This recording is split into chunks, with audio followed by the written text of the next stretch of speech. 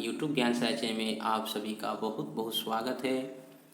पाठ कोई नहीं पराया द्वारा गोपाल दास नीरज जी द्वारा रचित पाठ में हम समझेंगे कि कवि ने यह समझाना चाहा है कि समस्त मानव को अपना समझने की प्रेरणा दी है। विश्व प्रेम और विश्व मानवता की प्रतिष्ठा के लिए यह आवश्यक है कि मनुष्य देश, जाति, धर्म और संप्रदाय की संकीर्ण भावना से ऊपर उठकर विश्व को एक परिवार के रूप में देखे। जियो और जीने दो का शाश्वत सिद्धांत अपनाकर ही विश्व को शांति और सुखमय बनाया जा सकता है। गोपाल दास नीरज जी इस कविता में आप सभी विद्यार्थियों को क्या समझाना चाह रहे हैं, प्रस्तुत पंक्ति में क्या अर्थ है, कठिन शब्दों का क्या मतलब है, इसका व्याख्या करते हैं। आइए शुरू करें। कोई नहीं पराया मेरा घर संसार है, मैं ना बंधा हूँ देश काल की जंग लंगी जंजीर में, मैं ना खड़ा हूँ जाति पाति की ऊंची नीची भीड़ में। मेरा धर्म ना कुछ स्याही शब्दों का सिर्फ गुलाम है, मैं बस कहता हूँ कि प्यार है तो घट घट में राम है।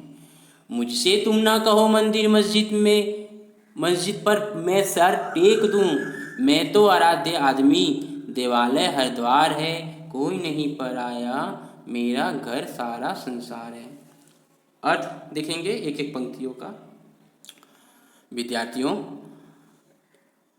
इसमें प्रथम लाइन में जो दिया गया कोई नहीं पराया मेरा घर सारा संसार है, यहाँ पर आपको इतना आसान वाक्य जो आपको समझ में आ ही जा रहा है कि यह धरती में मेरा कोई नहीं पराया है, ये मेरे धरती के वासी जो है मेरा एक परिवार है, ये कवि कहना चाहते हैं।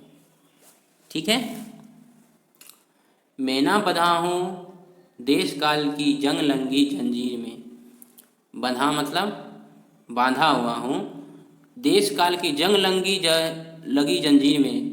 जंग लगी जंजीर का मतलब यहाँ पर है संकुचित भावना। ठीक है, इसका अंदर का मतलब है संकुचित भावना।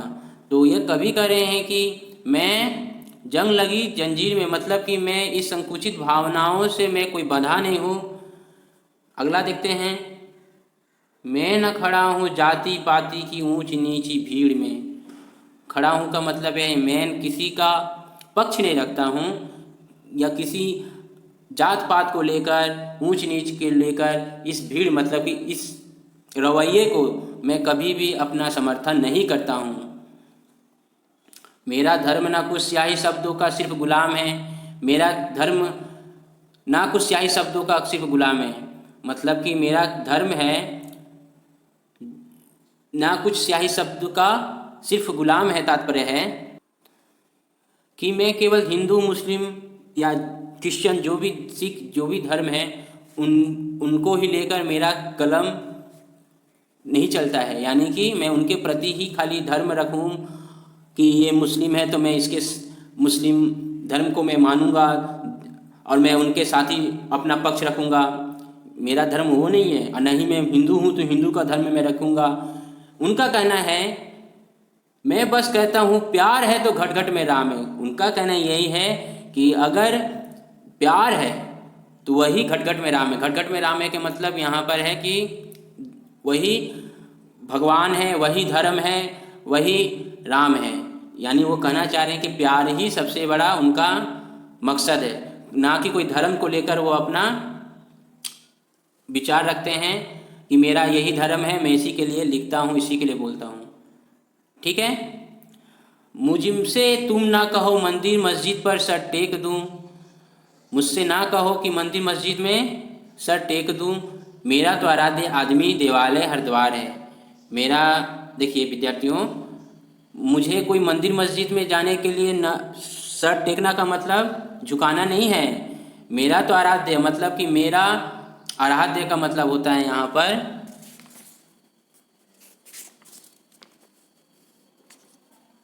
पूजनीय। मेरा तो पूजनीय आदमी ही है, मतलब इंसान है। और देवालय है, देवालय का मतलब यहाँ पर देव का घर, यानी कि देवों का घर कौन है? ये हमारे इंसान ही है, वही मेरे पूजनीय है, वही मेरा द्वार है। कोई नहीं पराया, मेरा घर संसार है, सारा संसार है। मेरे लिए कोई पराया नहीं है, सभी मेरा धरती के निवासी, धरती के लोग, ये मेरा एक परिवार है, मेरा यही एक घर है, ये सारा संसार ही मेरा घर है। अब इसको संक्षिप्त में समझते हैं। प्रस्तुत पंक्ति में कवि ने कहा है कि मेरा सारा धरती ही मेरा घर है, मेरा कोई किसी से पराया नहीं है, मैं किसी से बंधा नहीं हूँ संकुचित भावना से, और ना ही मैं जात पात के ऊंच नीच की भीड़ में बंधा हूँ। मेरा धर्म केवल कुछ लोगों के लिए नहीं है, मेरा राम वही है जहाँ पर प्यार है, और वही मेरा धर्म है। मुझे किसी मंदिर मस्जिद में सर नहीं टेकना है, मेरा तो आराध्य अर्थात मेरा पूजनीय मेरा इंसान है, और यही मेरा अपना परिवार है, यही मेरा घर है, और कोई मेरा पराया नहीं है। ठीक है, इसे और अच्छी तरह से सजा के लिखने से और अच्छा तरह से लिख पाएंगे आप। आपका जो अर्थ इस पंक्ति में था मैंने समझाया। अगला पंक्ति देखते हैं।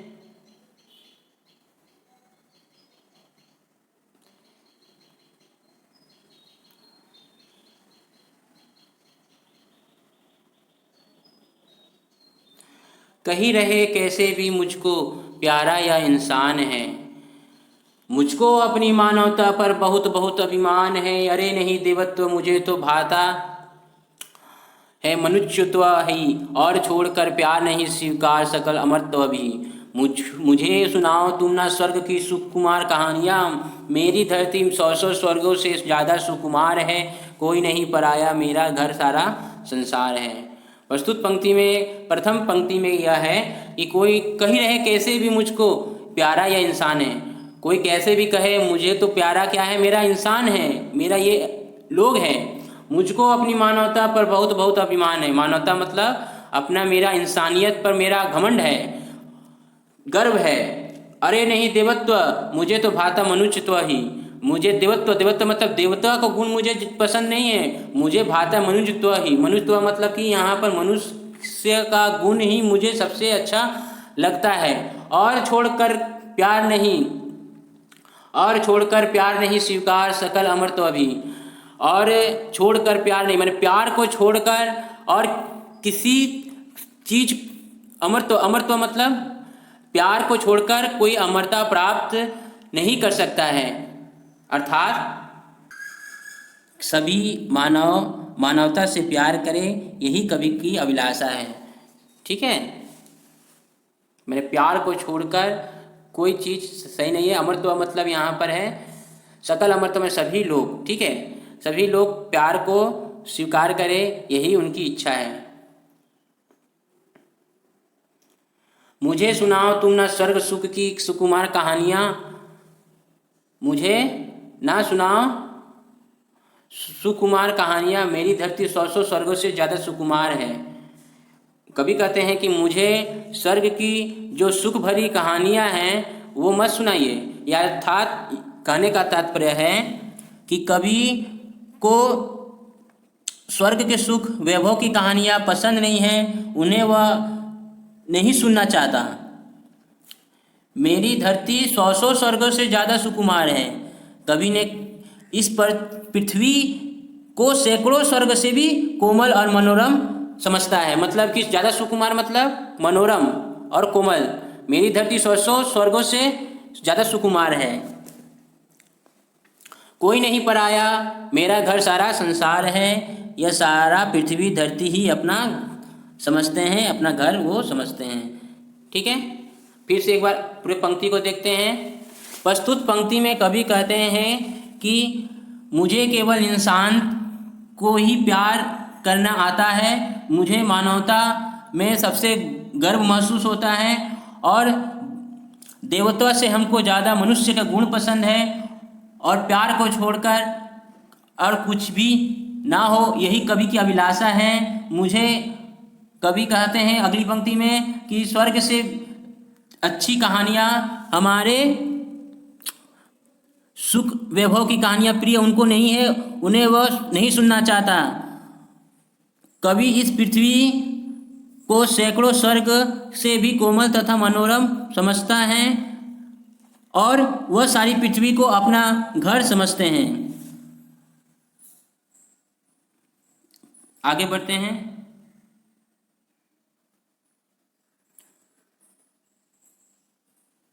मैं सिखलाता हूँ कि जियो और जीने दो संसार को, जितना ज़्यादा बांट सको तुम बांटो अपने प्यार को। हंसो इस तरह हंसे तुम्हारे साथ दलित या धूल भी, चलो इस तरह कुचल न जाए पग से कोई सूल भी।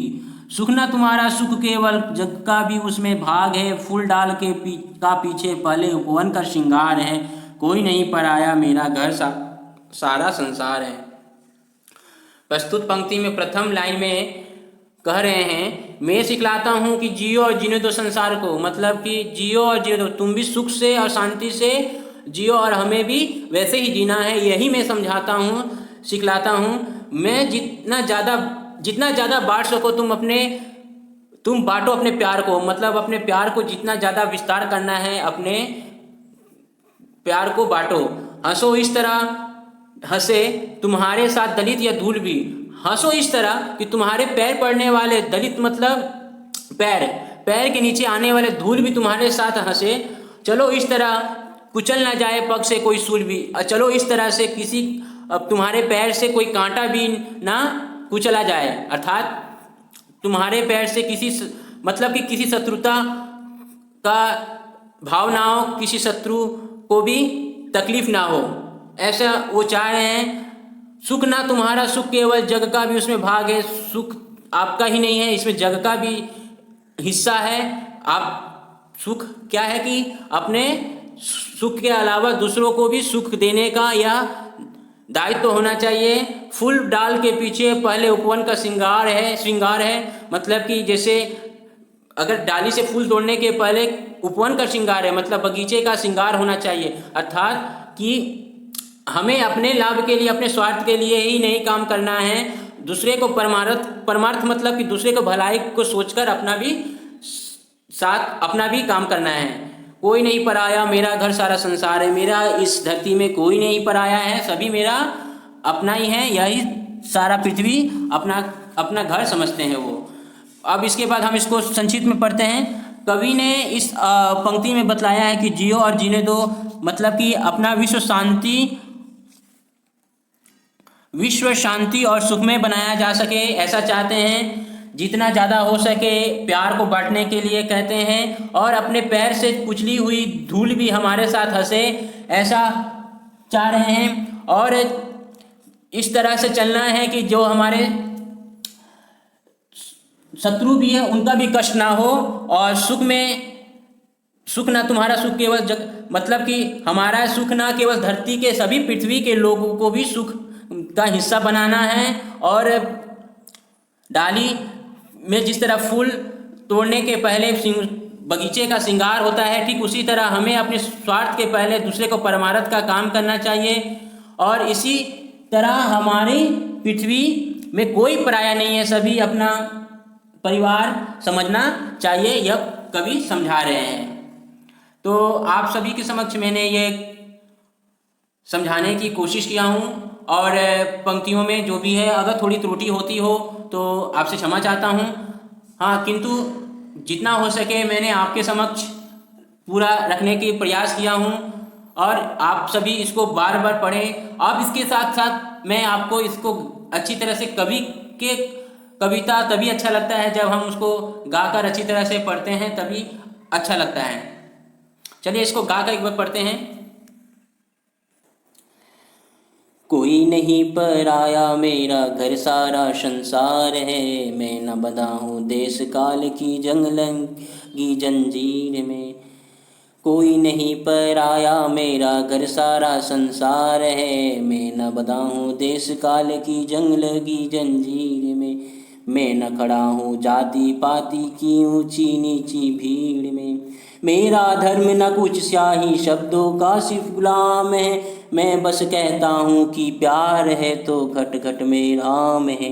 मुझसे तुम ना कहो मंदिर मस्जिद घर में सर टेक दूँ। मेरा तो आराध्य आदमी देवालय हर द्वार है। कोई नहीं पराया मेरा घर सारा संसार है। कोई नहीं पराया मेरा घर सारा संसार है। कहीं रहे कैसे भी मुझको प्यारा यह इंसान है। मुझको अपनी मानवता पर बहुत बहुत अभिमान है। अरे नहीं देवत्व मुझे तो भाता मनुष्यत्व ही, और छोड़कर प्यार नहीं स्वीकार सकल अमरत्व भी। मुझे सुनाओ तुम ना स्वर्ग सुख की सुकुमार कहानियाँ। मेरी धरती 100 स्वर्गों से ज़्यादा सुकुमार है। कोई नहीं पराया मेरा घर सारा संसार है। कोई नहीं पराया मेरा घर सारा संसार है। मैं सिखलाता हूँ कि जियो और जीने दो संसार को। जितना ज़्यादा बांट सको तुम बांटो अपने प्यार को। हंसो इस तरह हंसे तुम्हारे साथ दलित या धूल भी। चलो इस तरह कुचल न जाए पग से कोई सूल भी। सुख न तुम्हारा सुख केवल जग का भी उसमें भाग है। फूल डाल का पीछे पहले उपवन का श्रृंगार है। कोई नहीं पराया मेरा घर सारा संसार है। कोई नहीं पराया मेरा घर सारा संसार है। तो ये कविता आपके समक्ष मैंने रखा। आशा करता हूँ कि आपको अच्छा लगा है। तो जरूर से जरूर वीडियो को लाइक, चैनल को सब्सक्राइब और शेयर करना ना भूलें। इसी तरह का वीडियो आपको हमेशा मिलते रहेंगे पढ़ाई संबंधित। बहुत बहुत आप सभी का धन्यवाद।